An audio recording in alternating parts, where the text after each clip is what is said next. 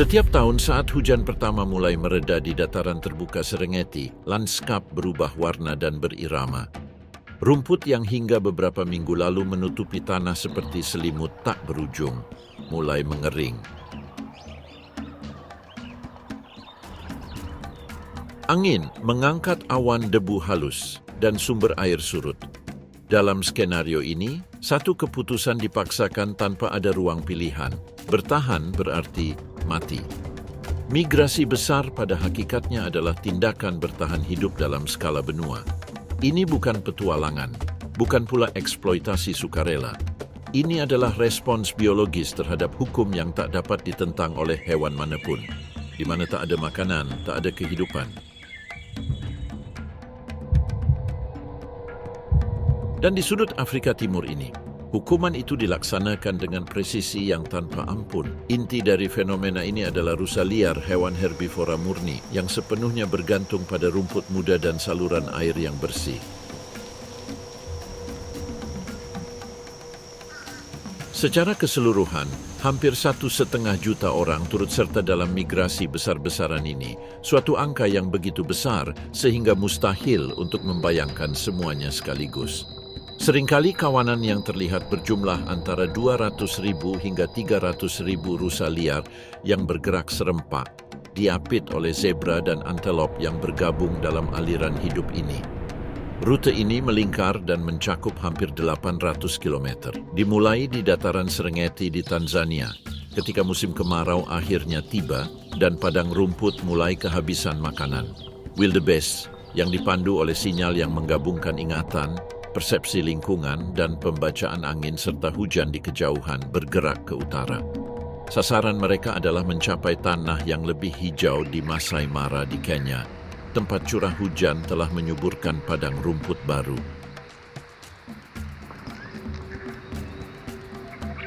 Rute ini melingkar dan mencakup hampir 800 km. Dimulai di dataran Serengeti di Tanzania ketika musim kemarau akhirnya tiba, dan padang rumput mulai kehabisan makanan. Wildebeest yang dipandu oleh sinyal yang menggabungkan ingatan, persepsi lingkungan, dan pembacaan angin serta hujan di kejauhan bergerak ke utara. Sasaran mereka adalah mencapai tanah yang lebih hijau di Masai Mara di Kenya, tempat curah hujan telah menyuburkan padang rumput baru.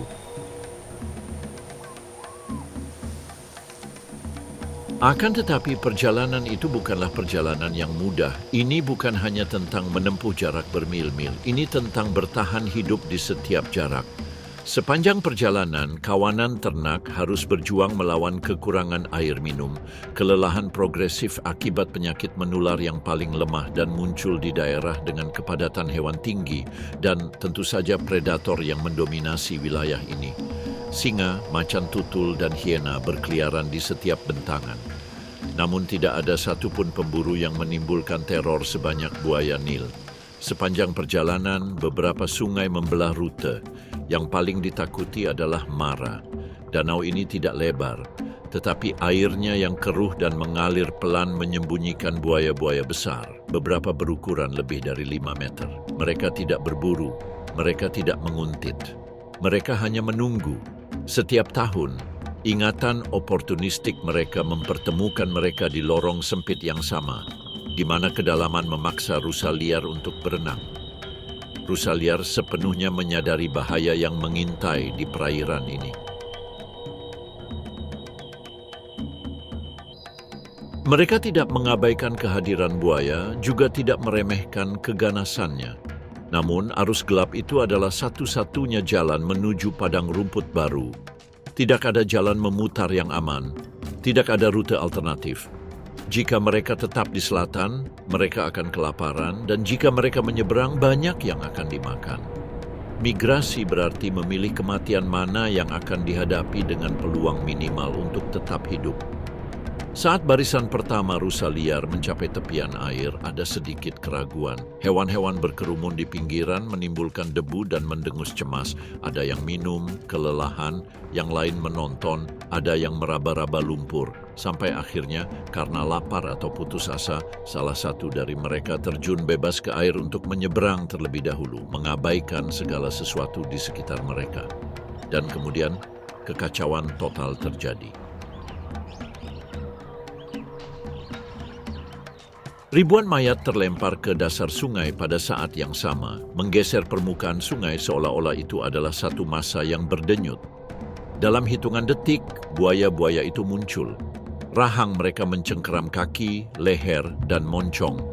Jeritan teredam bercampur dengan suara deras air. Sungai yang keruh karena lumpur segera berubah menjadi darah. Beberapa rusa liar mencoba membela diri dengan menggigit, tetapi gigi mereka tidak berguna melawan kulit reptil berlapis baja itu. Mereka terus maju, berusaha menancapkan tanduk mereka ke gerombolan karnivora itu. Tetapi dahsyatnya serangan dan banyaknya korban membuat pertahanan sesungguhnya menjadi mustahil. Banyak yang tenggelam, terjebak di antara teman-temannya sendiri. Serangan mendadak, pukulan tak disengaja, dapat menghancurkan tengkorak wildebeest lain tanpa sengaja. Terhimpit, mereka tenggelam tak berdaya, tidak mampu berenang di tengah padatnya kelompok itu. Yang lainnya terluka saat menabrak bebatuan yang terendam atau tersesat kehilangan arah karena kuatnya arus. Namun, terlepas dari kepanikan yang melanda mereka, tak seorang pun mundur, tak seorang pun mencoba mundur. Logikanya tak tergoyahkan, maju atau lenyap. Buaya memanfaatkannya. Di penyeberangan yang jauh, mereka dapat menghabiskan waktu berjam-jam untuk makan dengan mudah. Tubuh mereka yang besar meluncur di antara masa migrasi dengan keyakinan leluhur. Mereka tidak perlu berburu, hanya perlu menggigit. Bagi rusa liar yang masih hidup, penyeberangan hanyalah tahapan selanjutnya. Bahaya predator diperparah oleh ancaman yang tak terlihat namun sama mematikannya. Upaya penyeberangan, stres yang terakumulasi, dan hari-hari tanpa air minum berdampak buruk bagi mereka yang tertinggal. Di daerah tempat kawanan ternak berkumpul, wabah antraks dan demam berdarah menyebar dengan cepat. Dan anak sapi yang baru lahir, yang harus menemani perjalanan sejak minggu-minggu pertama mereka, menghadapi tantangan yang bahkan lebih besar. Kecil dan rentan, mereka berjalan bersama ibu mereka, belajar mengatasi setiap rintangan dengan naluri dan ketahanan. Kerapuhannya berbanding terbalik dengan urgensi perjalanan, tetapi dalam kegigihannya terletak janji bagi generasi mendatang. Akan tetapi, bahayanya tidak terbatas pada penyakit dan kelelahan. Di bagian yang medannya menjadi curam dan licin, bergerak maju menjadi risiko yang tak terlihat. Kawanan itu turun dengan susah payah, dan di tengah kebingungan itu, longsoran salju yang tak terkendali menyapu puluhan spesimen yang kurang terampil. Banyak yang terjatuh, terbentur batu tajam, dengan luka dalam yang membuat mereka langsung roboh. Beberapa terjebak di bawah beban rekan-rekannya, tanpa jalan keluar. Yang lain jatuh terguling-guling di lereng, terpukul jatuh, hingga menghilang di antara cekungan dan bebatuan. Hanya orang yang paling berpengalaman yang mampu menghindari langkah berbahaya yang dialami orang lain. Melihat begitu banyak mayat tak bernyawa tergeletak di tanah, tak seorang pun berhenti, tak ada duka, tak ada penantian. Kerumunan maju bagai mesin alami tanpa ragu. Bau kematian yang tercium dari jasad-jasad tersebut menarik predator dan pemakan bangkai dari jarak bermil-mil. Di sini bahayanya ada dua, hindari jatuh dan hindari menjadi suar bagi mereka yang mengintai di kejauhan. Pengembaraan besar ini dengan berbagai tantangan dan bahayanya berlangsung selama beberapa minggu dengan kelelahan yang terus-menerus menandai setiap langkahnya, sementara tubuh lebih banyak melawan melalui dorongan daripada kekuatan. Wildebeest bukanlah hewan amatir dalam perjalanan ini. Anatomi mereka dirancang untuk menahan panas dan kelelahan berkepanjangan.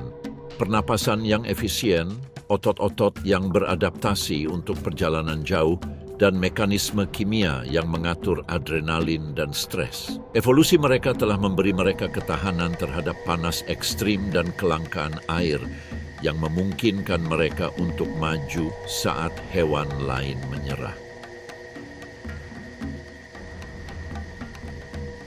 Saat itulah, setelah kelelahan dan bahaya, perjalanan mencapai tempat perlindungan sementara.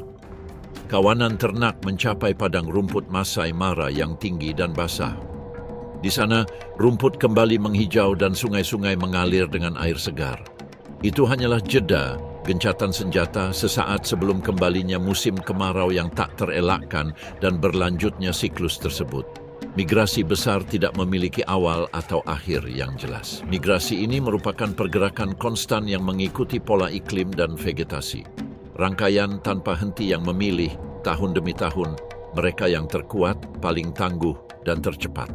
Dalam perjalanan siklus ini, kematian adalah sebuah kehadiran yang umum, diterima oleh hakikat fenomena itu sendiri. Maka logika dunia liar pun terbentuk.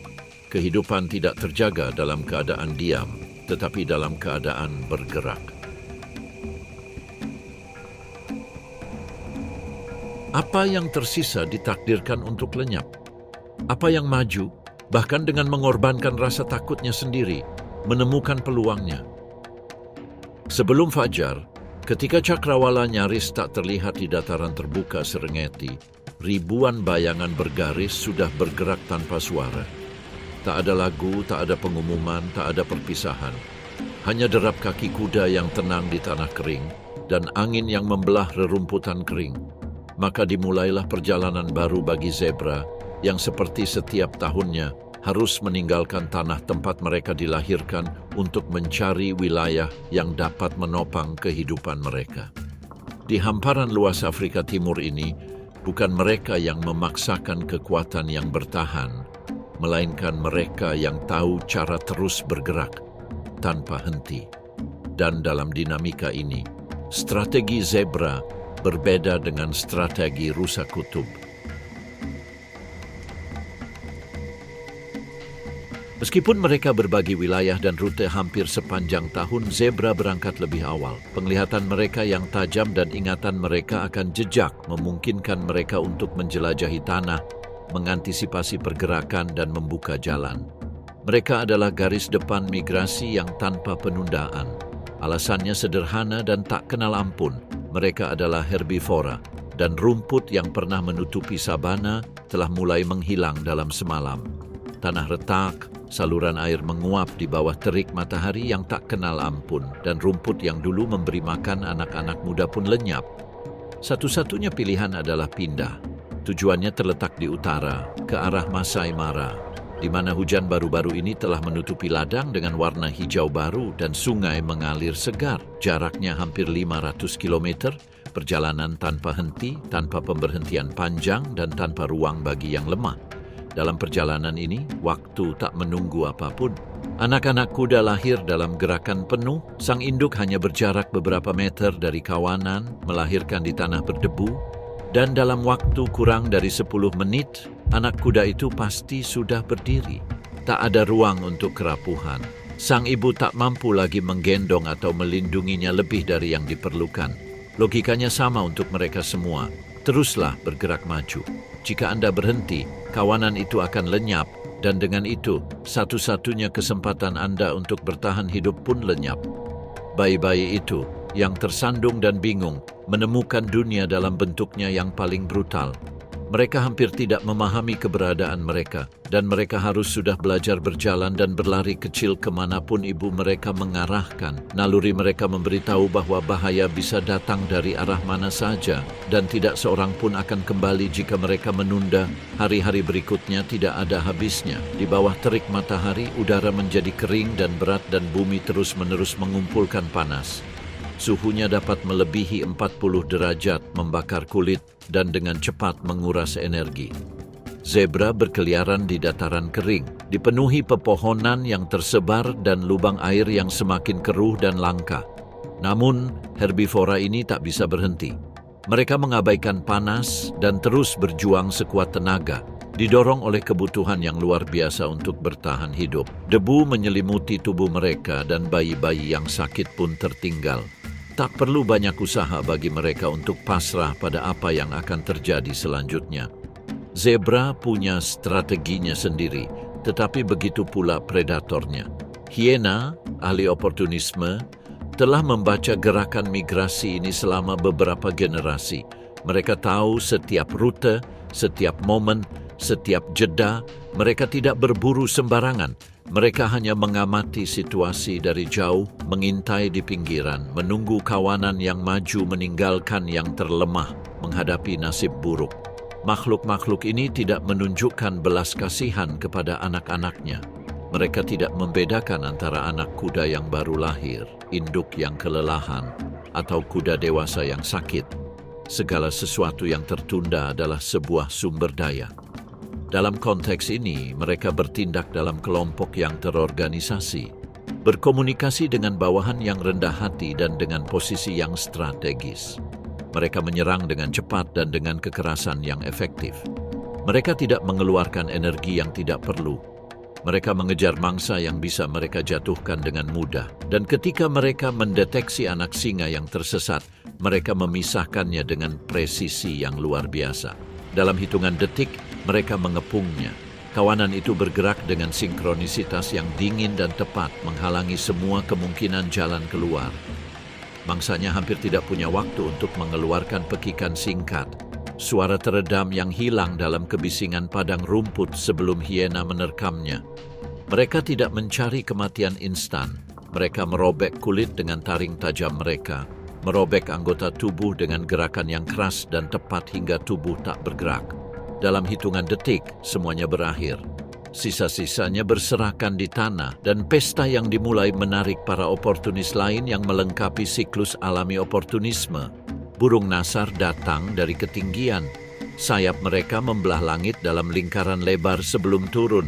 Mereka mendarat di dekat mayat dengan gerakan canggung, maju dengan lompatan, dan menerkam sisa-sisa tubuhnya. Mereka mematuk sisa-sisa yang ditinggalkan hiena, serpihan daging, jeroan, dan urat. Mereka merobek kulit yang mengeras, memisahkan tulang-tulang yang lebih ringan, dan berebut sisa-sisanya dengan suara parau yang keras. Ketika kebisingan mereda dan burung-burung berkonsentrasi pada sisa-sisa yang lebih kecil, sesosok tubuh menyendiri menyelinap melalui bayangan dan debu seekor serigala. Langkahnya hati-hati, terukur, dan matanya bersinar dengan campuran kewaspadaan dan rasa lapar.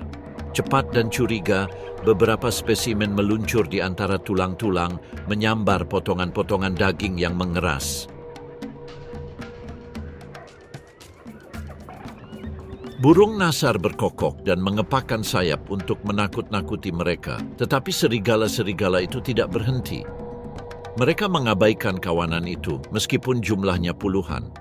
Tidak peduli berapa banyak mata yang melihat dari atas, atau berapa banyak panggilan yang mengklaim apa yang tersisa aturannya jelas. Bertahan hidup dengan cara apapun. Serigala berkelahi, mereka menerkam, mereka menancapkan taring mereka, dan mereka mundur. Mereka mengambil apa yang bisa mereka ambil sebelum kehilangannya di mulut lain. Seperti zebra, rusa kutub, burung, dan pemakan bangkai. Mereka harus makan atau mati. Ini siklus yang diurutkan berdasarkan urgensi. Tidak ada yang terbuang sia-sia. Apa yang tidak dikonsumsi satu hewan dimanfaatkan hewan lain. Ketika bahaya mengancam, tidak seperti mangsa lainnya, zebra menghindari berpencar. Naluri mereka adalah untuk selalu bersama. Mereka berlari dalam lingkaran sempit, menciptakan kebingungan visual yang membingungkan predator. Garis-garis hitam dan putih pada tubuh mereka menciptakan efek hipnotis saat mereka bergerak berkelompok. Pola-pola tersebut saling terkait, sehingga menyulitkan pemburu untuk mengunci mangsa tertentu. Dalam kebingungan ini, zebra mendapatkan detik-detik penting untuk berkumpul kembali. Ini bukan pertahanan yang sempurna, tetapi secara signifikan mengurangi korban. Mereka bukan hewan mangsa pasif. Saat diserang, mereka menendang cukup keras hingga mematahkan rahang atau tulang rusuk. Induk yang melindungi anaknya tak ragu melancarkan tendangan mematikan, dan para predator tahu itu.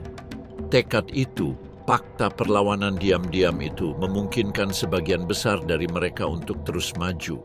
Selama berhari-hari, mereka melintasi medan yang gersang, sabana terbuka, dan jalur air yang semakin langka. Beberapa daerah sangat gersang sehingga debu tetap menggantung selama berjam-jam setelah kawanan ternak lewat. Pada malam hari, suhu turun tajam, dan predator nokturnal seperti macan tutul meningkatkan aktivitas mereka. Namun bahkan dalam situasi seperti ini, zebra tidak menghentikan langkahnya. Tubuh mereka telah beradaptasi untuk perjalanan jauh. Kuku mereka mampu bertahan di tanah keras berkilo-kilometer jauhnya, dan sistem pencernaan mereka memungkinkan mereka memanfaatkan rumput berkualitas rendah ketika tidak ada pilihan lain. Anak kuda yang awalnya goyah dengan cepat menjadi lebih kuat. Anak kuda yang bertahan hidup beberapa hari pertama lebih mungkin menyelesaikan migrasi dengan sukses. Setelah berminggu-minggu perjalanan, zebra berhasil mencapai dataran tinggi Masai Mara. Di sana, hujan baru-baru ini telah menutupi ladang dengan rumput segar dan air jernih. Pemandangannya berbeda, hijau, luas, dan penuh kolam. Itu adalah hadiah setelah pengasingan keras yang dipaksakan oleh kekuatan alam Afrika. Untuk beberapa saat, kawanan itu beristirahat. Mereka berguling-guling di lumpur untuk menenangkan kulit mereka yang pecah-pecah akibat sinar matahari, dan bayi-bayi itu akhirnya minum tanpa gangguan. Bahayanya belum hilang, tetapi telah berkurang. Predator besar masih mengintai, tetapi banyaknya spesimen yang berkumpul di satu tempat membantu meredakan tekanan.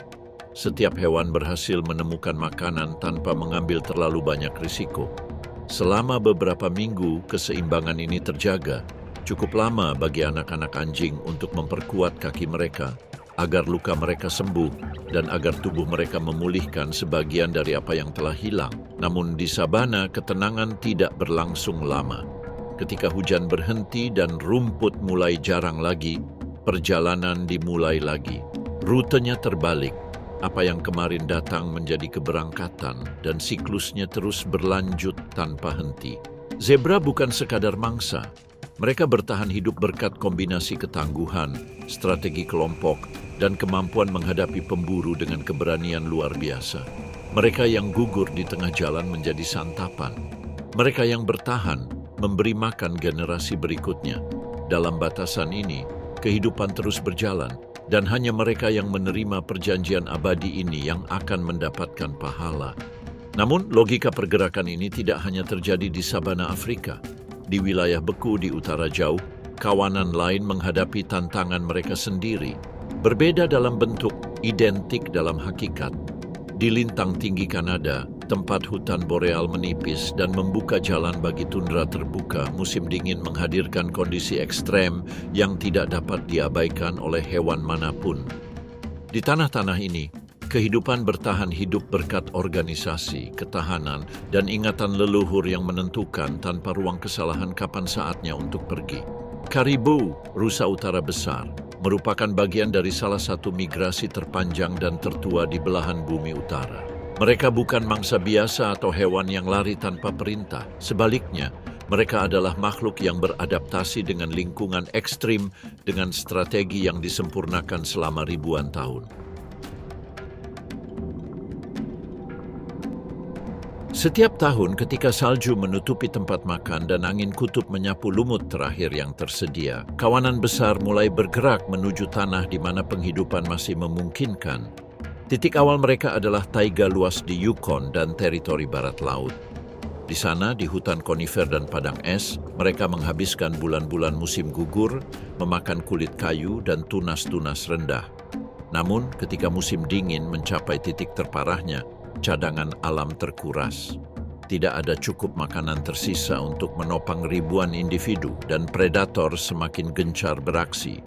Alasan migrasi bukanlah keinginan sesaat, bukan hanya karena lapar, melainkan juga untuk menghindari daerah dengan konsentrasi nyamuk dan lalat kuda yang tinggi di musim panas yang dapat melemahkan hewan dengan menyebabkan anemia dan menularkan penyakit. Tetapi ada hal lain. Kebutuhan untuk memastikan reproduksi di tempat terbuka dan aman, di mana keturunannya memiliki peluang bertahan hidup lebih besar. Tradisi genetik, tanpa penjelasan yang disadari, menuntun kawanan ini ke tempat yang sama setiap tahun. Tujuannya terletak di utara, menuju dataran terbuka tundra Arktik, tempat salju mencair kemudian dan lumut tumbuh di bawah embun beku. Ini adalah perjalanan sejauh lebih dari 1.000 kilometer yang ditempuh oleh kawanan hewan berjumlah lebih dari 200.000. Organisasinya ketat, mereka tidak bergerak secara berkelompok. Mereka maju dalam barisan panjang, formasi yang ditentukan oleh pengalaman dan hierarki. Spesimen yang paling tangguh menempati posisi terdepan. Mereka bertugas membersihkan jalur, menguji tanah yang tertutup salju, mendeteksi celah tersembunyi di sungai beku, dan menahan terpaan angin yang menerpa wajah mereka. Di belakang mereka adalah betina-betina yang sedang hamil dan anak-anaknya dari tahun sebelumnya. Di belakang adalah individu-individu yang paling lemah dan paling kurus. Tidak ada amal dalam formasi ini. Ini adalah struktur yang memaksimalkan peluang kebanyakan orang mencapai tujuan mereka. Perjalanan ini tanpa henti. Selama berminggu-minggu, Karibu harus menghadapi sungai yang membeku, badai salju yang tiba-tiba, dan suhu yang turun di bawah -40 derajat Celcius. Kelelahan fisik menumpuk dan beberapa individu pun pingsan. Namun tidak seperti migrasi lainnya, korban jiwa di sini sangat minim. Karibu ahli dalam berjalan. Kuku mereka beradaptasi untuk membuka saat menginjak salju dan menutup saat menginjak tanah padat, memungkinkan mereka bergerak secara efisien di medan yang bervariasi. Selain itu, bulu mereka yang lebat bertindak sebagai isolator alami, terdiri dari ribuan rambut berongga yang memerangkap udara hangat di dekat tubuh dan menahan hilangnya panas, bahkan dalam kondisi yang paling ekstrim. Namun, baik anatomi maupun daya tahan tidak cukup untuk menjamin kelangsungan hidup di lingkungan ini. Karena di wilayah ini, ancaman tidak selalu datang dari kedinginan atau kelaparan. Ancaman yang paling konstan dan terorganisir adalah serigala. Kawanan serigala abu-abu mengikuti pergerakan Karibu dengan kesabaran yang cermat. Mereka tidak menyerang secara acak. Mereka mempelajari, mengamati, dan menunggu kondisi yang tepat untuk melakukannya. Karena apa yang bagi predator lain merupakan perburuan yang mudah, bagi serigala itu adalah usaha yang penuh risiko. Bertentangan dengan apa yang mungkin diasumsikan orang, Karibu bukanlah mangsa yang jinak. Rusa tahu permainan ini. Mereka mendeteksi keberadaan serigala dari jarak bermil-mil melalui aroma, gerakan di pepohonan, dan perubahan perilaku burung pemakan bangkai. Menghadapi ancaman ini, mereka menyesuaikan formasi. Kawanan membentuk formasi kompak, yang muda memposisikan diri di tengah, yang dewasa yang kuat memposisikan diri di sisi dan belakang. Ketika serigala mencoba mendekat, reaksi pertama mereka penuh perhitungan. Karibu mempercepat langkahnya, tetapi mereka tidak bubar. Mereka menghindari kawasan hutan, di mana risiko penyergapan meningkat dan lebih suka maju melalui ladang terbuka. Serigala-serigala itu yang merasa bahwa mereka harus bertindak sebelum kawanan itu mencapai dataran terbuka, mengatur serangan mereka. Mereka mengepung, mengisolasi, dan berusaha menimbulkan kepanikan dengan segala cara. Namun, disinilah letak kekuatan terbesar Karibu. Mereka menolak untuk terjerumus ke dalam kekacauan. Jika kawanan serigala terpisah, alih-alih melarikan diri ke arah berlawanan, mereka akan berlari dalam lingkaran yang rapat. Manuver ini membingungkan serigala, yang ketika mencoba fokus pada mangsa, melihat pola bulu yang berulang dan gerakan yang identik, dan naluri berburu mereka pun gagal. Di tengah kebingungan dan adrenalin yang terpacu, rusa-rusa jantan berbalik dan menyerang dengan tanduk besar mereka. Pukulan lateral mereka mendarat dengan kuat, mampu menjatuhkan serigala atau mematahkan kaki. Serigala yang mencoba memasuki tengah kawanan menghadapi senjata mematikan ini dan tanpa berpikir dua kali mundur. Perilaku ini memaksa serigala untuk menyesuaikan taktik mereka. Jika mereka menyerang, mereka harus melakukannya di malam hari, ketika jarak pandang berkurang dan suhu dingin yang ekstrim membuat serigala yang tertinggal lebih cepat kelelahan. Namun demikian, tingkat keberhasilan predatornya rendah. Setiap kali berburu, hanya 1 atau 2 Karibu yang mati. Tidak seperti migrasi lainnya, di sini predator jarang mendapatkan apa yang diharapkannya.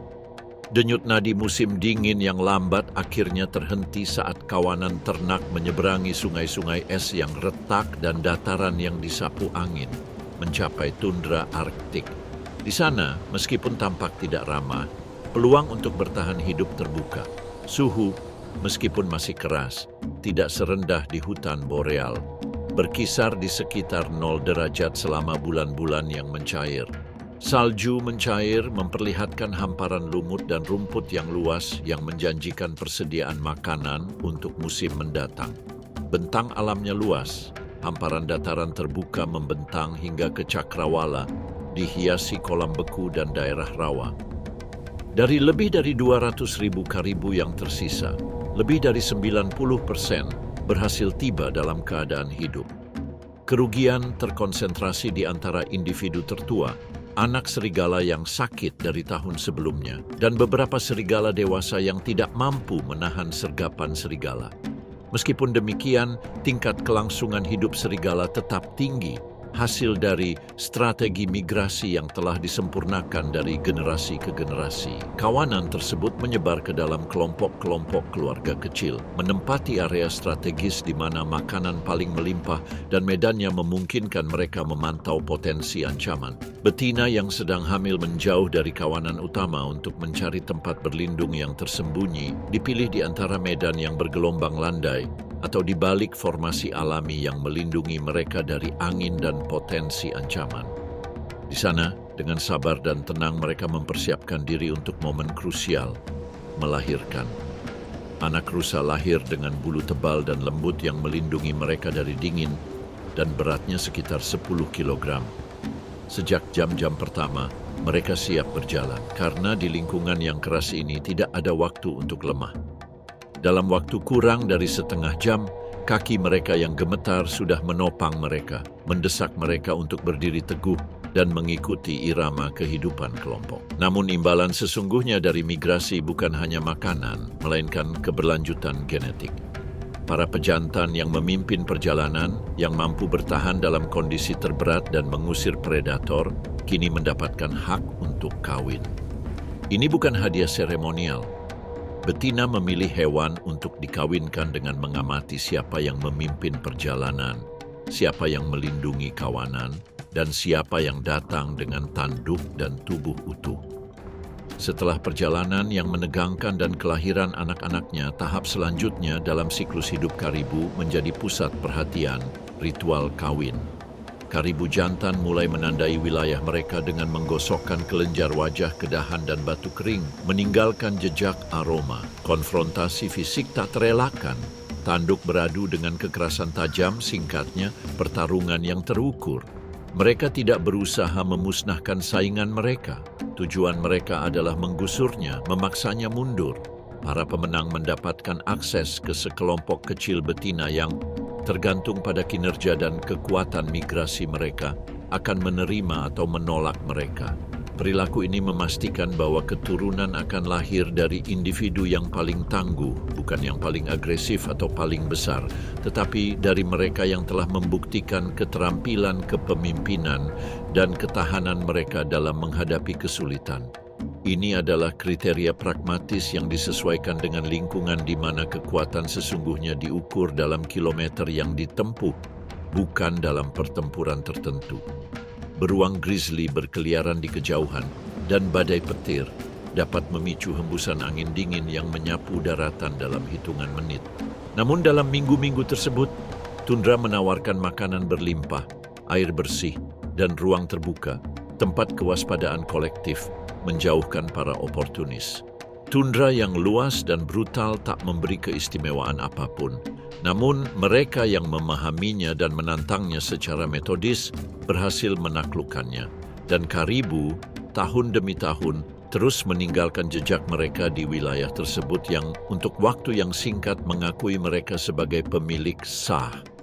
Ribuan mil ke selatan, di mana hutan boreal menyatu dengan hamparan putih Antartika, perjalanan ketahanan dan ketepatan lainnya dimulai. Di lapisan es Ross, tempat angin menderu tanpa henti, migrasi penguin kaisar berlangsung dengan irama yang tidak berubah.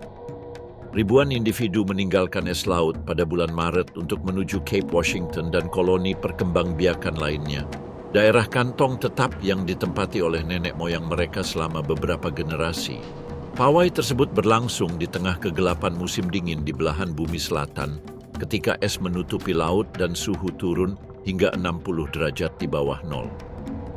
Dalam kondisi ekstrem ini, bentang alam berubah menjadi labirin yang mematikan. Celah-celah yang tersembunyi di bawah salju dapat menelan bahkan yang lamban, dan gundukan salju yang mengeras memperlambat kemajuan dan membubarkan kelompok-kelompok. Dalam lingkungan ini menyimpang dari pelatihan sama saja dengan hukuman mati. Namun, medan yang keras bukanlah satu-satunya tantangan mereka. Selama migrasi, burung-burung darat ini tidak makan. Mereka sepenuhnya bergantung pada lemak yang mereka kumpulkan sebelum keberangkatan, yang merupakan satu-satunya cadangan makanan mereka. Upaya terus-menerus menghabiskan cadangan ini dengan cepat, dan setiap hari yang berlalu mengurangi peluang bertahan hidup. Dengan setiap langkah, es berderak di bawah kaki mereka, dan angin mengangkat awan salju yang menyilaukan mata dan membingungkan orang yang kurang berpengalaman. Kombinasi suhu dingin ekstrim dan kekurangan makanan memaksa hewan-hewan ini untuk menjaga disiplin yang ketat. Mereka bergerak dalam barisan yang rapat untuk menjaga kehangatan bersama, bergantian berjalan dengan kaki pendek dan meluncur dengan perut. Teknik ini memungkinkan mereka menghemat tenaga pada lintasan yang lebih panjang dan mempertahankan kecepatan kelompok. Ketika badai salju semakin intensif, kolom-kolom tersebut menjadi lebih padat. Spesimen-spesimen tersebut bergantian berada di depan, menahan angin dingin sementara yang lain berlindung di balik tubuh mereka. Ini adalah strategi kuno yang disempurnakan dari generasi ke generasi, di mana kelangsungan hidup bergantung pada pemeliharaan kohesi dan berbagi kesulitan. Di tengah kerumunan yang padat, seekor penguin kehilangan langkahnya. Tubuhnya yang melemah menyerah pada laju tak henti-hentinya. Tubuhnya yang benar-benar kelelahan terjatuh di atas salju yang lembut. Selama beberapa detik, orang-orang terdekat mereka ragu-ragu. Mereka sedikit menoleh, mengeluarkan suara pendek dan teredam. Tidak ada respons. Badai salju dengan cepat menyelimuti tubuh tak bernyawa itu. Siluetnya yang sebelumnya terlihat memudar di bawah lapisan salju yang tertiup angin. Kelompok itu hanya terdiam sesaat. Tidak ada cara untuk menolong mereka. Di lokasi ini, upaya untuk membantu berarti mengekspos seluruh formasi. Keputusan itu dibuat jauh sebelum mereka pergi. Siapapun yang jatuh, tetaplah tinggal. Tanpa basa-basi lagi, barisan itu kembali melanjutkan lajurnya. Karena berhenti berarti mengajak yang lain mengikuti nasib yang sama. Hanya celah di salju yang tersisa, kini tertutup badai salju. Sebagai pengingat lebih lanjut bahwa dalam kondisi yang keras ini, bahkan berhenti untuk melihat adalah tindakan yang tidak mampu dilakukan oleh siapapun. Migrasi penguin kaisar ternyata merupakan perjalanan yang lambat dan tanpa henti, di mana hewan apapun yang berhenti bergerak, bahkan selama beberapa menit saja berisiko tidak mencapai koloni. Namun setelah berhari-hari berjalan tanpa henti, ketika kekuatan mereka tampak memudar dan hawa dingin menjadi musuh yang nyata, kawanan ternak itu akhirnya mencapai koloni pengembang biakan, titik di mana nyawa dipertaruhkan dan harapan diperbarui. Di sini, ribuan paus kaisar berkumpul dalam koloni yang padat, lautan tubuh hitam dan putih membentang sejauh mata memandang. Kedatangan tidak menandai berakhirnya siklus migrasi. Itu hanya awal dari tahap yang paling menantang, di mana bahaya terbesar mulai mengintai, inkubasi anak ayam.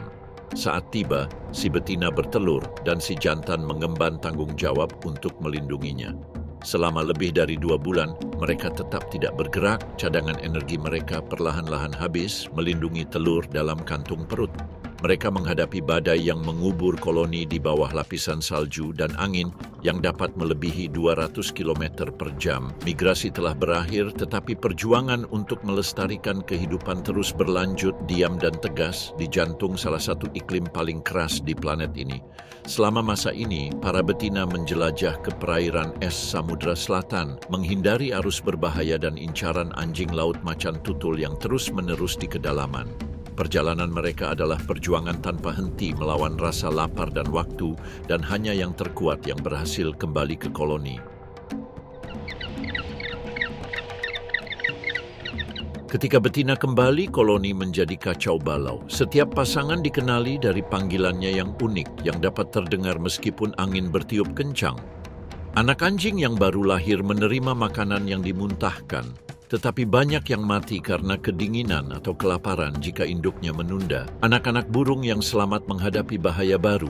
Anjing laut macan tutul berpatroli di pantai, menyeret anak-anak anjing laut manapun yang masuk ke dalam air. Orang dewasa membentuk penghalang pelindung, tetapi mustahil untuk menghadapi predator yang begitu rakus dan efisien. Seluruh upaya perjalanan migrasi yang panjang terancam oleh serangan-serangan ini. Sebuah pengingat bahwa kelangsungan hidup di sini tidak pernah terjamin. Namun bagi spesimen yang berhasil bertahan dari semua bahaya, hadiahnya adalah awal yang baru. Anak-anak muda tumbuh di bawah angin kencang dan langit kelabu, memperkuat tubuh dan indera mereka setiap hari dalam lingkungan yang tidak memaafkan kesalahan. Mereka adalah janji hidup migrasi, warisan yang menentang dingin dan kematian. Siklus ini yang berulang setiap tahun menopang koloni penguin kaisar. Namun perubahan iklim dengan berkurangnya es laut memaksa koloni-koloni tersebut untuk pindah semakin jauh. Setiap langkah perjalanan ini, dari retakan awal hingga badai terakhir, adalah ujian di mana kelangsungan hidup bergantung pada daya tahan dan waktu. Di Antartika, migrasi penguin kaisar merupakan perjuangan yang terencana melawan lingkungan yang tak henti-hentinya. Setiap telur yang pecah, setiap tubuh yang membeku, menunjukkan bahwa hidup di sini diperoleh setiap hari, di benua yang aturannya ditentukan oleh es dan kematian menanti di setiap kesalahan. Tetapi tidak semua migrasi terjadi di darat, dan tidak semua pelaku perjalanan ini merupakan mangsa yang mudah. Di luar pantai, di bawah samudra biru yang luas, tersembunyi salah satu raksasa tertua dan tercanggih yang pernah dikenal planet ini. Setiap tahun, Paus Bungkuk memulai salah satu perjalanan migrasi terpanjang dan paling misterius di dunia hewan, menghadapi jarak yang sangat jauh, risiko laten dan lautan yang terus berubah. Di perairan es Arktik selama bulan-bulan musim panas, cetacea ini mencari makan tanpa lelah, mengumpulkan cadangan makanan yang harus menopang mereka selama perjalanan ribuan kilometer. Mereka tidak pindah karena kelaparan, karena lautan terbuka selalu menawarkan makanan di beberapa sudut terpencil. Alasan migrasi mereka ada dua. Untuk memastikan kelangsungan spesies di perairan yang hangat dan tenang, tempat anak-anaknya dapat lahir dan berkembang jauh dari predator alami yang bersembunyi di garis lintang kutub. Ini adalah strategi yang telah diulang-ulang tanpa henti selama jutaan tahun. Paus Bungkuk yang rute migrasinya dapat mencapai 8.000 km melakukan perjalanan dari perairan dingin Arktik ke daerah tropis seperti pesisir Hawaii, Australia, dan Madagaskar. Perjalanan tersebut bervariasi tergantung pada populasinya, tetapi polanya konsisten. Mereka melarikan diri dari udara dingin dan berburu orca untuk membimbing anak-anaknya ke perairan beriklim, sedang di mana risiko pemangsaan berkurang dan lingkungan mendukung perkembangan bayi yang baru lahir. Setiap migrasi memobilisasi lebih dari 10.000 individu di beberapa sektor lautan. Mereka tidak melakukannya secara acak. Rute mereka mengikuti jejak leluhur yang terukir dalam memori biologis yang berasal dari awal Eosen, 50 juta tahun yang lalu, ketika nenek moyang paus-paus ini, makhluk yang dikenal sebagai Pachycetus, berjalan di daratan. Kisah kuno itu meninggalkan jejak yang tak terhapuskan. Paus mempertahankan paru-paru, bukan insang, dan menghirup udara, mengingat masa lalu terestrial mereka dengan setiap hembusan napas. Warisan migrasi ini tertanam dalam perilaku mereka, yang membawa mereka menempuh jarak yang sangat jauh untuk mencari tujuan yang aman. Komunikasi selama pelayaran ini sangat penting. Paus Bungkuk mengeluarkan panggilan berfrekuensi rendah yang kompleks yang dapat menempuh jarak ratusan kilometer di dalam air. Setiap kelompok mengembangkan semacam dialek yang memungkinkan kohesi keluarga, penyampaian rute, dan lokasi gerombolan ikan atau tempat istirahat. Para induk menjaga kontak yang hampir konstan dengan anak-anaknya, mengatur nada suara mereka untuk meyakinkan mereka dan memperingatkan mereka akan bahaya apapun. Pada waktu-waktu tertentu, kelompok keluarga berkoordinasi menggunakan sinyal akustik ini untuk mengubah arah perjalanan mereka, beradaptasi dengan arus dan area perburuan yang tidak terduga. Selama perjalanan, tidak semuanya tenang, karena perairan dapat menjadi medan perang. Orca yang terorganisasi dalam kelompok-kelompok mengintai dengan presisi, mengoordinasikan serangan yang mempersempit pilihan pelarian. Hiu raksasa berpatroli di kedalaman, dan badai laut melepaskan kekuatan yang menguji bahkan penjelajah tertangguh sekalipun. Di antara kerumunan, beberapa paus muda terisolasi, terpisah dari kelompok dan rentan sehingga menjadi mangsa yang mudah dimangsa oleh para predator ini.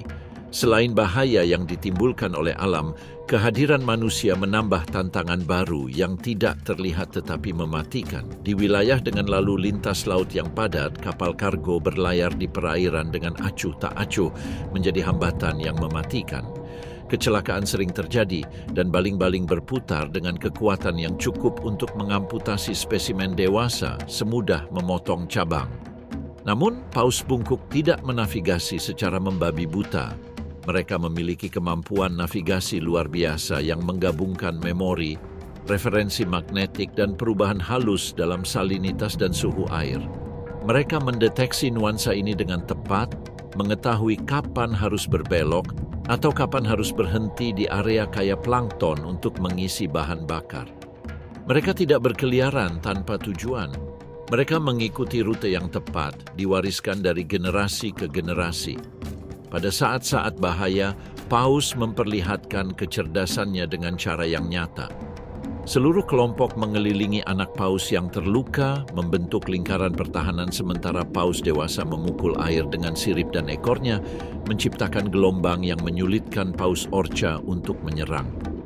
Perilaku ini diamati berulang kali dalam pertemuan dengan predator, menunjukkan strategi kolektif yang efektif. Kadang-kadang, paus bungkuk akan mengangkat anjing laut yang diganggu hiu dengan tubuhnya, menjaganya tetap aman sampai bahaya berlalu. Gerakan-gerakan ini bukan sekadar refleks naluriah, tetapi keputusan sadar yang memperlihatkan kecerdasan kolektif yang luar biasa dan solidaritas strategis. Setelah berminggu-minggu perjalanan, kawanan paus ini akhirnya mencapai tujuan mereka. Di lepas pantai Hawaii, suhu permukaan air menghangat hingga lebih dari 24 derajat Celcius dan kedalamannya menurun drastis, menciptakan area yang sempurna untuk melahirkan dan memberi makan anak-anak mereka. Di sana, laut tetap tenang hampir sepanjang tahun, dengan serangan predator minimal dan tidak ada arus kuat yang membahayakan bayi yang baru lahir. Hubungan kekeluargaan diperkuat di area-area ini.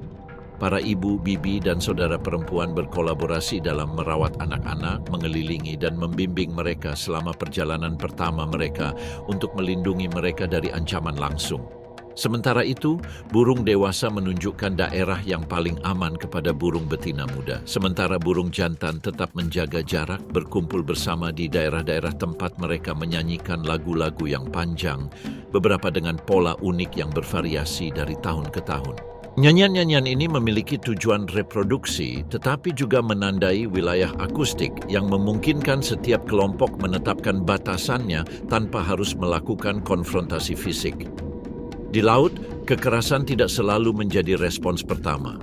Sebagian besar konflik diselesaikan melalui pertunjukan keras dan pertunjukan fisik, melompat, mencambuk ekor, dan memamerkan kekuatan yang jarang mengakibatkan cedera fatal. Mereka akan tetap berada di perairan ini selama beberapa bulan, hingga anak-anak paus mencapai ukuran yang sesuai untuk melakukan perjalanan pulang. Kemudian, siklus ini akan berulang. Dengan setiap generasi, rute-rute disempurnakan, lagu-lagu diadaptasi, dan ingatan kolektif paus bungkuk terus menelusuri jalur-jalur tak kasat mata melintasi lautan yang telah bertahan selama jutaan tahun. Tidak ada hewan lain di planet ini yang menggabungkan kapasitas migrasi, organisasi sosial, dan kecerdasan taktis seperti itu. Dan kombinasi itulah yang membuat makhluk raksasa ini tidak hanya tetap hidup, tetapi juga menjadi salah satu bentuk kehidupan tertua dan tersukses di lautan. Tidak semua migrasi berlangsung cepat dan tidak semua berakhir dengan sukses. Di perairan terpencil Pasifik Timur, Kepulauan Galapagos muncul sebagai tempat perlindungan leluhur. Migrasi ini berlangsung lambat dan senyap yang telah berulang selama berabad-abad. Kura-kura raksasa berumur panjang dan sabar memulai perjalanan yang menantang waktu dan kecepatan para penjelajah lainnya. Di balik kelambatan mereka, tersimpan tekad yang kuat, dorongan diam-diam yang mendorong mereka untuk mengulangi perjalanan yang vital bagi kelangsungan hidup spesies mereka. Kura-kura ini, yang terbesar di planet ini, dapat mencapai berat lebih dari 200 kg dan hidup lebih dari seabad. Cangkangnya yang melengkung dan lehernya yang panjang memungkinkan mereka menjangkau vegetasi yang tersebar di lingkungan pulau yang gersang dan berbatu. Namun mereka, makhluk yang dibentuk oleh daya tahan dan waktu, harus bermigrasi ketika kondisinya menjadi tak tertahankan. Setiap tahun seiring berlanjutnya musim kemarau, dataran pantai dan daerah dataran rendah di beberapa pulau kehilangan kehijauannya. Vegetasi menjadi langka dan persaingan meningkat. Iguana darat, burung finch, dan spesies herbivora lainnya mulai bersaing untuk mendapatkan sumber daya yang sama yang dibutuhkan kura-kura untuk bertahan hidup. Tanah mengeras, kolam mengering, dan tidak ada lagi cukup makanan untuk semua orang. Saat itulah reptil ini terdorong untuk melakukan perjalanan ke bagian pulau yang lebih tinggi, di mana kabut dan kelembaban yang konstan membuat vegetasi lebih melimpah. Pergerakan ini tidak sebesar jumlah rusa kutub atau rusa, tetapi juga berisiko. Dari setiap kelompok yang memulai perjalanan, banyak yang tidak berhasil mencapai akhir. Jaraknya tidak tampak terlalu jauh bagi hewan lain. Antara 10 hingga 15 kilometer jalan yang tidak rata, gunung berapi, dan daerah kering. Namun bagi raksasa yang bergerak lambat ini, upaya tersebut dapat berlangsung selama berminggu-minggu. Sepanjang rute, sisa-sisa migrasi masa lalu menumpuk sebagai pengingat akan kesulitannya. Cangkang-cangkang kosong yang memutih karena matahari dan waktu tampak di sisi-sisi jalur alam. Mereka adalah bukti dari mereka yang tak pernah berhasil. Tak ada jasad yang tersisa, hanya kubah keratin keras yang pernah melindungi kehidupan yang tak mampu bertahan. Namun, kehilangan-kehilangan ini adalah bagian dari siklus, sebuah pengingat bisu akan risiko dan tuntutan yang menyertai setiap perjalanan. Kura-kura yang pergi tahu melalui naluri yang terakumulasi dari generasi ke generasi kemana mereka harus pergi. Tidak ada jalur atau tanda yang terlihat oleh mata manusia, tetapi lereng alami, perubahan halus pada kelembapan vegetasi, dan memori genetik mereka memberitahu mereka arah. Para ilmuwan telah mencatat bahwa beberapa kura-kura kembali ke petak makanan yang sama setiap tahun, bahkan selama beberapa dekade. Sepanjang jalan, rintangan terus ada. Medan yang berat, daerah yang tidak teduh, dan suhu tinggi di siang hari. Meskipun hanya sedikit spesies yang memangsa kura-kura dewasa, terutama karena hampir tidak adanya predator alami di Galapagos dan ketahanan cangkangnya yang tebal dan padat, reptil ini menghadapi musuh lain yang sama tangguhnya. Kelelahan setelah melakukan perjalanan jauh di bawah terik matahari dan dehidrasi yang perlahan-lahan mengikis kekuatan mereka, mengancam kelangsungan hidup mereka. Kura-kura muda dengan cangkang yang lebih lunak dan tubuh yang kurang kuat, atau mereka yang mengalami cedera akibat batu, melihat peluang mereka untuk menyelesaikan migrasi berkurang drastis. Setelah berminggu-minggu merangkak perlahan menaiki lereng yang semakin curam, para penyu menghadapi tahap akhir perjalanan mereka. Medan yang kasar dan berbatu menuntut tenaga yang luar biasa dalam setiap gerakan. Sementara matahari, meskipun hangat, mengeringkan tanah dan mengeraskan setiap langkah. Namun terlepas dari rasa lelah yang menumpuk, sesampainya di dataran tinggi, lanskap perlahan mulai berubah. Udara menjadi lebih segar dan lembab, sementara keheningan yang menyelimuti hanya disela oleh gerimis yang tak henti-hentinya. Hamparan hutan kecil muncul, menawarkan tempat berlindung yang penuh kehidupan. Kaktus tegak, rerumputan segar, dan sukulen tumbuh subur di surga yang berlimpah ini. Reptil raksasa ini, setelah cobaan berat yang mereka alami, perlahan-lahan menyebar, memanfaatkan setiap gigitan untuk memulihkan kekuatan mereka. Beberapa tetap tinggal di sana selama berminggu-minggu, bahkan berbulan-bulan, di tempat berlindung yang ditinggalkan dari kerusakan hingga hujan pertama mengumumkan kembalinya ke dataran rendah dan dimulainya siklus baru. Tidak semua orang yang berangkat berhasil. Diperkirakan, terutama di musim kemarau, lebih dari 30% terdampar di tengah perjalanan. Akan tetapi, mereka yang menyelesaikan perjalanan tidak hanya memastikan kelangsungan hidup mereka saat ini. Mereka juga merupakan orang-orang yang di wilayah dengan persediaan makanan yang aman ini akan dapat bereproduksi. Di Galapagos, hanya individu yang menunjukkan ketahanan dan kemampuan untuk bertahan dalam perjalanan ini yang bisa mencapai generasi mendatang. Saat seekor betina mencapai dataran tinggi, ia mencari lokasi bersarang yang cocok. Tanah lunak, terlindungi oleh vegetasi rendah. Di sana, ia menggali lubang yang dalam dengan kaki belakangnya tempat ia menyimpan telur-telurnya yang tetap tertutup dan tersembunyi selama berminggu-minggu. Keturunan yang lahir akan memulai siklus migrasi yang sama seperti nenek moyang mereka. Demikianlah, tahun demi tahun migrasi diam-diam dan terus-menerus ini terus berlanjut. Di Galapagos, setiap cangkang yang terbuang menjadi saksi bisu pengorbanan yang dituntut kehidupan. Dan setiap kura-kura yang mencapai dataran tinggi menegaskan keberlangsungan warisan yang mampu bertahan terhadap waktu dan kesulitan seperti yang tidak dapat dilakukan oleh spesies lain. Sungai menderu. Arusnya membawa ranting, batu, dan dedaunan kering, tetapi di tengah kekacauan air ini, ribuan tubuh kemerahan melawan. Dalam perjuangan keras melawan kekuatan air yang tiada henti, ikan salmon telah memulai perjalanan terakhir mereka. Itu adalah puncak dari suatu siklus kehidupan, suatu perjalanan yang tertulis dalam gen mereka selama jutaan tahun. Dari perairan terbuka Samudra Pasifik, di lepas pantai Alaska dan Kanada, setiap tahun antara akhir musim panas dan awal musim gugur, salmon sockeye naik ke sungai-sungai Amerika Utara dalam salah satu migrasi alam yang paling brutal dan menuntut. Mereka lahir di perairan yang sama, di hulu sungai yang membeku lebih dari 1.000 kilometer dari laut. Mereka menghabiskan bulan-bulan pertama mereka bersembunyi di antara bebatuan, bertahan hidup dari predator air dan arus. Ketika tubuh mereka mencapai kekuatan yang cukup, mereka turun ke lautan, tempat mereka tumbuh dan makan selama bertahun-tahun. Namun, panggilan untuk bertelur tak terelakkan. Itu adalah mandat biologis yang mengabaikan segala rintangan, segala kerusakan, segala kemungkinan kemunduran. Yang memaksa mereka bermigrasi bukanlah pencarian sumber daya karena mereka memiliki banyak makanan di laut. Ini adalah kebutuhan untuk kembali ke aliran sungai tempat mereka dilahirkan demi melestarikan spesies mereka. Perjalanan ini lebih dari 1.000 kilometer melawan arus, memaksa mereka untuk mengarungi arus deras dan melompati beberapa meter tingginya, sementara para predator mengintai di air keruh dan di tepian sungai.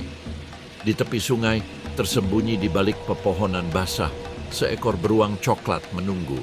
Indra perasanya mendeteksi getaran air, benturan tubuh, dan getaran dasar sungai. Ia tahu ini kesempatannya. Hibernasi semakin dekat, dan tubuhnya perlu menyimpan kalori yang cukup untuk bertahan hidup selama berbulan-bulan di bawah es dan kegelapan. Dia tak mau menangkap seekor ikan pun, dia tak mau menangkap seekor pun. Sungai ini, saat ini, miliknya. Beruang itu turun ke sebuah batu datar yang menghalangi arus. Di sana ia berdiri, diam, tak bergerak, dan membiarkan sungai mengalir. Ikan salmon yang tidak mampu menghentikan lajunya lewat di bawah kaki mereka. Dengan sapuan cepat, ia menyambar seekor dan menariknya keluar dari air. Ia tak ragu untuk membunuhnya dengan tepat. Ia langsung mengeluarkan isi perutnya di tempat, membuang bagian-bagiannya, dan memilih isi perutnya yang berlemak. Apa yang tidak terkonsumsi jatuh ke sungai tetapi tidak terbuang sia-sia. Dalam hitungan detik, puluhan burung camar dan burung gagak turun untuk mengklaim bagian mereka. Sisa-sisa, daging dan darah kembali ke air, membuatnya berwarna merah. Dan tubuh-tubuh yang terus berenang melakukannya di atas mayat-mayat mereka sendiri. Dari atas, elang botak mengawasi. Penglihatan mereka mampu mendeteksi kilau keperakan ikan yang bergerak ratusan kaki jauhnya. Mereka tahu fenomena ini. Tahun demi tahun fenomena ini terus berulang. Ketika salah satu salmon mencoba melakukan lompatan tajam di sungai, ia akan terekspos ke udara hanya sesaat, cukup lama bagi capitnya untuk mencengkeram punggungnya. Nasibnya ditentukan pada momen singkat itu. Ikan tersebut dibawa ke sebuah batu karang yang terbuka. Di sana ia akan dirobek-robek dan kemudian dibagikan kepada anak-anak ikan yang lapar yang menunggu di sarang.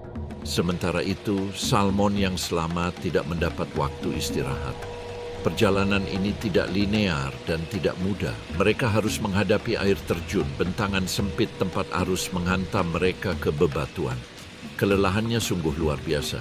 Tubuh mereka yang dirancang khusus untuk hidup di laut mengalami dehidrasi progresif akibat paparan air tawar yang berkepanjangan. Kulit mereka menjadi kusam dan usang, sirip mereka robek, sisik mereka rontok, dan banyak yang terdampar di pantai, di mana kekuatan mereka akhirnya habis. Namun, beberapa bertahan. Yang terkuat, mereka yang berhasil menghindari beruang, elang, dan batu tajam, mencapai tempat pemijahan, hamparan air tenang di hulu sungai. Di sanalah tindakan paling penting dalam hidup mereka dimulai. Betina menggali lubang kecil di dasar laut dengan sirip belakangnya, tempat mereka menyimpan hingga 5.000 telur. Para jantan yang lelah, cacat, dengan rahang melengkung karena usaha, melepaskan sperma ke arah mereka. Pupuk alami dari tubuh-tubuh yang sekarat ini tidak akan terbuang sia-sia, bahkan pembusukannya akan memperkaya air, menyediakan nutrisi bagi generasi berikutnya. Pada saat itu, setelah memenuhi tujuan biologisnya, jasad-jasad tersebut dibuang. Banyak yang mati dalam beberapa jam berikutnya, yang lain hanya bertahan hidup beberapa hari. Sungai menjadi tumpukan mayat, tubuh-tubuh bengkak yang menjadi makanan bagi predator oportunistik dan burung pemakan bangkai. Bahkan burayaknya sendiri yang akan lahir beberapa bulan kemudian akan menggunakan sisa-sisa makanan untuk memberi makan diri mereka sendiri pada hari-hari pertama kehidupan mereka. Dari ribuan yang meninggalkan laut, kurang dari 10% mencapai tempat pemijahan. Namun, sebagian kecil itu cukup untuk menopang spesies yang telah bertahan melewati zaman es, perubahan iklim, perubahan aliran sungai, dan yang lebih baru, intervensi manusia. Migrasi ini menegaskan kurangnya belas kasihan di alam. Hanya satu logika yang tak tergoyahkan yang berlaku. Hanya mereka yang berhasil menghindari berbagai ancaman yang mengancam mereka di setiap tahap perjalanan mereka yang akan bertahan hidup. Setiap kilometer yang ditempuh di bawah arus yang tak henti-hentinya adalah ujian definitif, di mana hanya yang terkuat yang dapat memastikan kelangsungan hidup spesies. Sementara ikan salmon di sungai-sungai Amerika Utara berjuang melawan arus dalam upaya terakhir untuk melestarikan garis keturunan mereka. Di sudut lain planet ini, di bawah lautan biru yang luas, migrasi yang lebih brutal sedang berlangsung. Di suatu hamparan tempat cahaya nyaris tak menyentuh beberapa meter pertama air, sebelum memudar menjadi biru pekat yang tak terpahami, jutaan ikan kecil bergerak secara massal. Itu bukan eksodus raksasa, melainkan kawanan ikan sarden yang setiap tahun membentuk organisme hidup yang lebih besar, bergerak serentak mencari perairan yang lebih hangat, makanan yang berlimpah, dan tempat pemijahan yang aman. Namun, tidak seperti sungai-sungai di Amerika Utara, tidak ada tepian atau jalur yang jelas di sini. Hanya cakrawala cair yang membentang di mana-mana. Tempat ancaman bisa datang dari sudut manapun, yang semakin meningkatkan peluang bertahan hidup. Sekolah adalah satu-satunya pertahanan mereka. Pikiran kolektif yang bergerak sebagai satu kesatuan, bereaksi terhadap perubahan sekecil apapun pada tekanan air, kilatan predator, suara binatang buas yang mengintai dari kejauhan.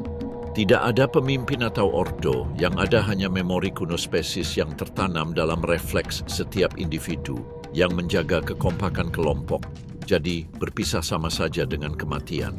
Tidak seperti salmon yang berenang melawan arus, ikan ini bermigrasi mengikuti arus laut dan perairan hangat yang menjamin makanan bagi mereka. Pergerakan mereka tidak merespons tujuan teritorial yang kaku, melainkan mengejar sumber daya secara terus-menerus yang berubah seiring suhu dan keinginan lautan. Jika mereka tidak bermigrasi, mereka akan mati. Dan jika mereka bermigrasi, kemungkinan besar mereka juga akan mati. Namun, peluangnya lebih besar ketika mereka bermigrasi bersama. Pergerakan konstan adalah satu-satunya kepastian. Hiu tanpa lelah berpatroli di antara barisan ikan. Mereka menerobos masuk ke tepian gerombolan, merobek formasi, dan memaksa massa semakin padat. Setiap serangan menciptakan pusaran sisik dan tubuh yang hancur yang menarik pemburu baru. Lumba-lumba, orca, dan tuna ikut mengejar, memanfaatkan kekacauan itu.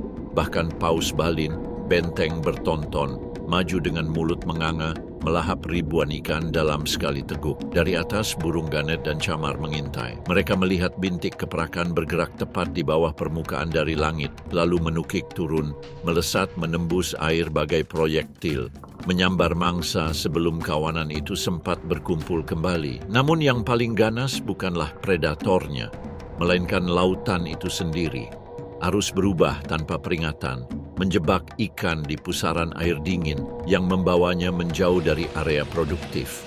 Badai melepaskan gelombang dahsyat yang mampu membubarkan kelompok-kelompok dalam hitungan menit. Perubahan suhu mengubah wilayah yang, hingga beberapa hari lalu, menyediakan makanan dan tempat berlindung yang aman menjadi zona mematikan. Namun mereka terus maju, mereka tak berhenti, mereka tak ragu. Setiap individu bertindak sebagai sel dalam tubuh yang lebih besar yang bergerak dalam pola yang telah mereka sempurnakan selama beberapa generasi yang tak terhitung jumlahnya. Suatu kawanan ikan dapat membentang sepanjang beberapa kilometer dan berisi puluhan ribu ikan yang berputar dan berkontraksi dalam bentuk spiral yang menghipnotis saat bahaya muncul. Dan hal yang luar biasa adalah bahwa migrasi ini, seperti yang terjadi pada paus dan salmon, disebabkan oleh warisan primitif yang terukir dalam biologi mereka sejak zaman kuno.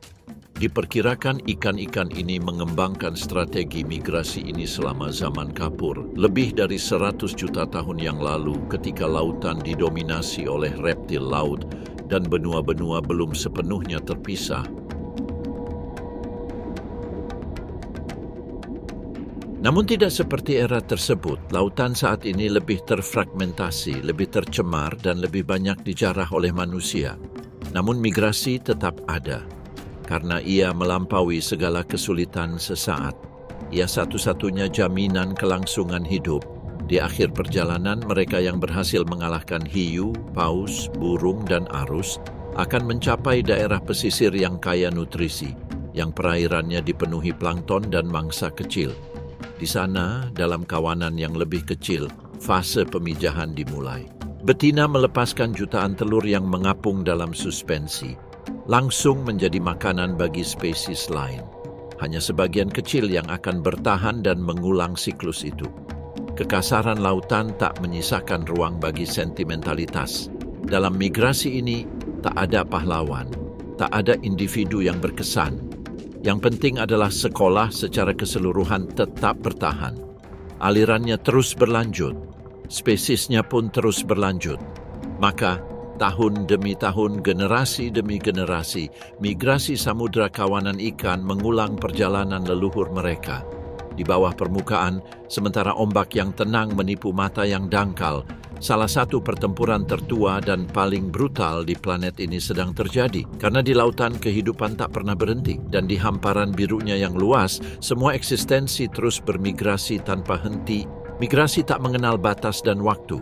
Ia mewujud di setiap sudut planet ini, dari kedalaman laut hingga hutan-hutan yang terlupakan. Saat hujan pertama membasahi hutan Pulau Christmas, denyut kuno mengguncang bumi. Itu bukan auman pemburu, bukan pula gema desak-desakan, melainkan derak kaki kuda yang tak terhitung jumlahnya, gumaman yang berubah menjadi auman hidup, seolah-olah hutan itu sendiri bernapas. Dari liangnya muncul kepiting merah, gelombang merah berjumlah puluhan juta, pasukan tanpa pemimpin menutupi tanah seperti darah yang tertumpah. Tak ada pilihan dalam perjalanan mereka, tak ada keraguan, hanya satu hukum yang tak tergoyahkan: mencapai lautan atau lenyap dalam upaya itu. Di pulau yang hilang di Samudra Hindia ini, Lebih dari 50 juta tubuh, kecil namun tangguh, bergerak maju bagai arus hidup, memanjat bebatuan, menyeberangi jalan, menumpuk di jembatan kerang, jalan, batang kayu, lereng licin. Tidak ada yang memperlambat momentum mereka. Namun perjalanan ini tidak mulus. Ini pertumpahan darah yang sesungguhnya. Bahaya mengintai di setiap belokan. Di jalan berlumpur, semut kuning yang invasif dan mematikan menunggu dalam kawanan. Racunnya, asam yang membakar, membunuh ribuan kepiting dalam hitungan menit, meninggalkan cangkang kosong berserakan seperti sisa-sisa perjuangan yang sia-sia. Di jalan raya, kendaraan menabrak ratusan ribu orang, meninggalkan tubuh mereka hancur dan mengubah aspal menjadi merah tua. Dan di tebing-tebing yang membatasi pantai, kekacauan mencapai puncaknya. Jutaan kepiting menerjang ke pantai, tetapi tanah runtuh tak mampu menahan beratnya. Puluhan tubuh berjatuhan, remuk di bebatuan tajam, cangkang mereka hancur berkeping-keping diterpa angin. Yang lainnya terdorong oleh kerumunan, meringkuk di celah-celah sempit, tercekik di bawah beban rekan-rekan mereka sendiri. Mereka yang mencapai pantai menghadapi satu tantangan terakhir. Para betina yang membawa puluhan ribu telur berpegangan erat di bebatuan, menunggu momen yang tepat yang ditentukan oleh pasang surut air laut ketika kombinasi matahari dan bulan menciptakan arus yang ideal. Dalam sekejap, mereka melepaskan keturunan mereka ke laut, bagaikan awan gelap yang larut menjadi buih. Sekali lagi, seperti semua spesies laut, tidak semua telurnya bertahan hidup. Ikan rakus dan arus yang berbahaya melahap jutaan ikan sebelum mereka sempat berkembang. Dan kepiting yang berhasil menjatuhkan muatannya pun tidak aman. Kelelahan, banyak yang tersapu ombak, tubuh mereka berputar tak berdaya di arus. Seiring berlalunya hari, gelombang baru terbentuk di pantai. Tukik-tukik kecil yang panik muncul dari lautan, memanjat bebatuan dalam perlombaan putus asa menuju hutan. Namun jalan kembali adalah medan kematian. Semut kuning mengintai lagi, dan burung-burung oportunis tertarik oleh gerakan itu, mematuk anak-anak semut dari tanah dengan paruhnya yang tajam. Misterinya tetap ada. Bagaimana kepiting merah diproduksi massal di sini setiap tahun dalam jumlah yang tidak diketahui di tempat lain di dunia? Di pulau ini, ketiadaan predator besar menciptakan lingkungan yang unik. Selama ribuan tahun, krustasea ini telah berkembang biak dengan pesat dan tak henti-hentinya. Setiap betina membawa ribuan telur, sebuah strategi penting untuk memastikan bahwa meskipun menghadapi banyak ancaman, beberapa telur bertahan hidup dan melanjutkan siklus, namun keseimbangan itu hancur. Semut kuning, spesies invasif yang secara tidak sengaja diperkenalkan oleh aktivitas manusia, telah menyebabkan kematian massal, memusnahkan pasukan yang selama ribuan tahun tampak tak terkalahkan. Meskipun adanya ancaman ini, penduduk pulau tetap menghormati perjalanan kuno ini. Selama migrasi, jalan-jalan diblokir, terowongan dibuka, dan jembatan disesuaikan sehingga jutaan kepiting dapat menyeberang tanpa gangguan. Namun, meski sudah berkali-kali dicoba, kerusakan masih saja terjadi. Gelombang merah ini dengan keganasan dan kerapuhannya adalah tarian yang tak henti-hentinya. Jutaan orang maju, ribuan orang musnah, dan hanya sedikit yang memastikan generasi berikutnya. Di Pulau Natal, tanah bergetar karena beban kebenaran yang tak terelakkan. Bergerak berarti hidup, tetapi hidup selalu ada harganya.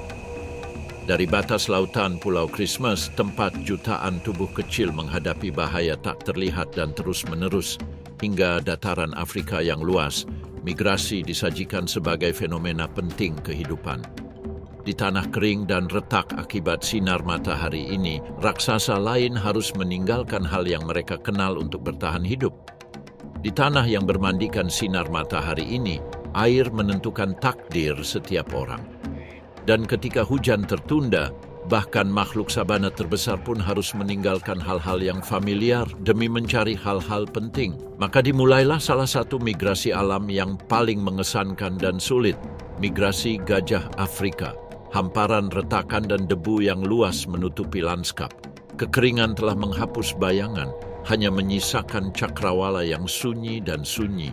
Seekor gajah tua mencoba mencabut beberapa helai daun kering yang tersisa di pohon layu dengan belalainya.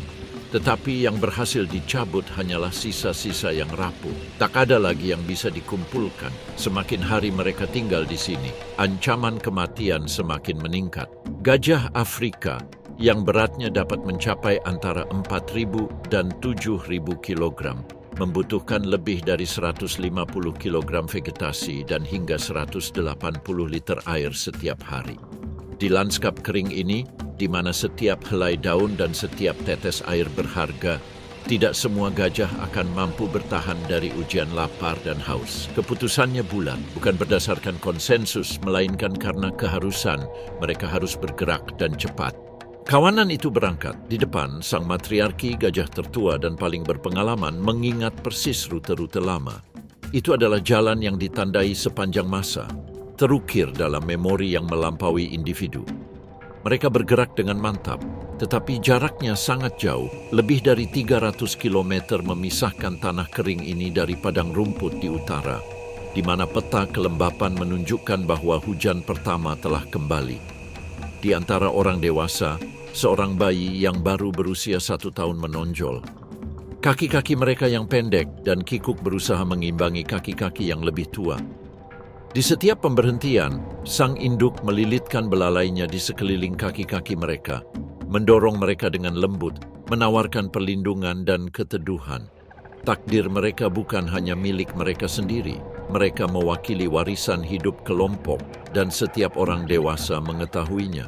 Sepanjang perjalanan melintasi sabana kering Amboseli, Kenya, kesulitan tak kunjung usai.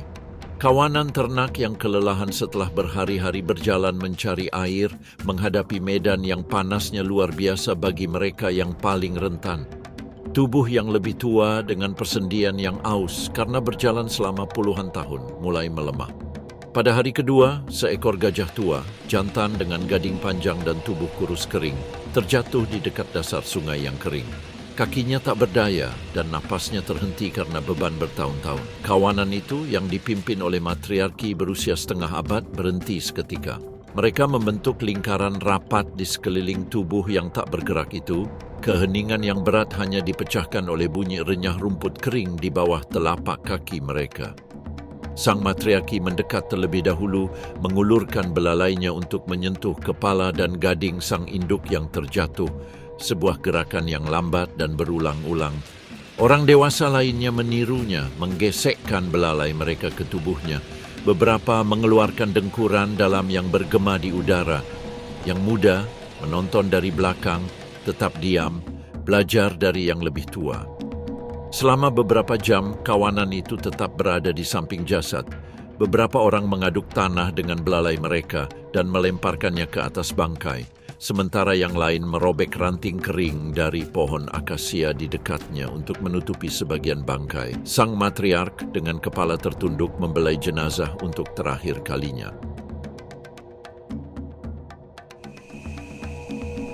Tidak ada peluang untuk menghidupkannya kembali, tetapi ritualnya tidak terburu-buru. Akhirnya sang matriarki memancarkan sindiran lembut, sebuah sinyal untuk bergerak.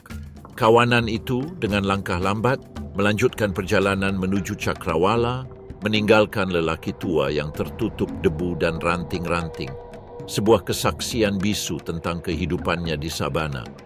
Saat kawanan ternak itu melanjutkan perjalanan, keheningan tetap ada. Hanya dipecahkan oleh bunyi gesekan kaki mereka terhadap rumput kering. Sang matriarki memimpin dengan langkah tegas, tetapi telinganya tetap waspada, menangkap setiap suara di sabana. Anak-anaknya, yang masih gelisah karena ritual itu, tetap dekat dengan ibu mereka, sementara yang dewasa maju dengan kepala tertunduk seolah menanggung beban kehilangan mereka. Debu beterbangan di belakang mereka, dan Cakrawala yang kabur karena panas menyembunyikan ancaman yang tak henti-hentinya ditampung sabana. Keheningan perjalanan itu berubah menegangkan saat suara gemerisik rumput di kejauhan mengagetkan sang matriarki, yang tatapannya mengamati Cakrawala untuk mencari apa yang selalu tersembunyi di sabana. Kawanan singa, didorong oleh rasa lapar, menghitung peluang mereka. Mereka tahu singa dewasa itu tangguh dan mematikan, tetapi singa muda bisa saja tertangkap. Di hamparan luas, tanpa perlindungan, mereka mencoba mendekat. kawanan itu segera menyadari adanya ancaman. Para dewasa membentuk lingkaran rapat, taring mereka teracung ke depan, tubuh mereka dalam posisi bertahan. Bayi itu tetap berada di tengah, dilindungi oleh dinding hidup yang megah. Singa-singa itu menyelidiki, berputar-putar tetapi menyadari bahwa serangan langsung bisa mengakibatkan kerugian besar bagi mereka. Setelah pengepungan terakhir, singa-singa itu mundur, terhalang oleh kekuatan kawanan itu. Saat malam tiba pada hari ke-6, badai petir di kejauhan mengumumkan bahwa perjalanan hampir berakhir. Di kejauhan, tampak pepohonan akasia dan baobab. Vegetasi tersebut menandakan apa yang telah dikejar kawanan itu selama berhari-hari. Kontak pertama mereka dengan daratan baru berlangsung seketika. Beberapa gajah mendekati kubangan air. Sambil minum dengan lahap, mereka memercikkan air ke tubuh mereka untuk mendinginkan diri dan menghilangkan panas yang terkumpul. Anak-anak termasuk bayi bermain di air, memercik, tenggelam, dan muncul ke permukaan dengan belalai dan kaki.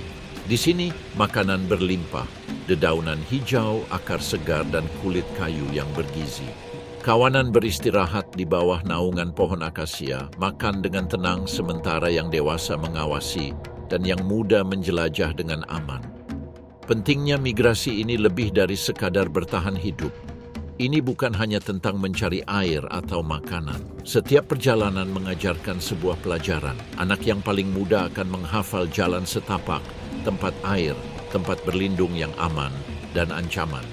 Sejarah mereka yang datang sebelumnya terpatri dalam diri setiap keturunan. Pada bayi kawanan ini, pengetahuan kuno terpelihara, siap untuk menempuh jalan yang sama ketika gilirannya tiba. Maka berakhirlah perjalanan ini dalam ketenangan sementara yang tidak menyembunyikan kepastian bahwa hal itu akan terjadi lagi. Karena di Afrika dan dimanapun di planet bumi, migrasi bukanlah suatu pilihan. Migrasi adalah satu-satunya jaminan bahwa suatu spesies akan dapat menyaksikan fajar sekali lagi.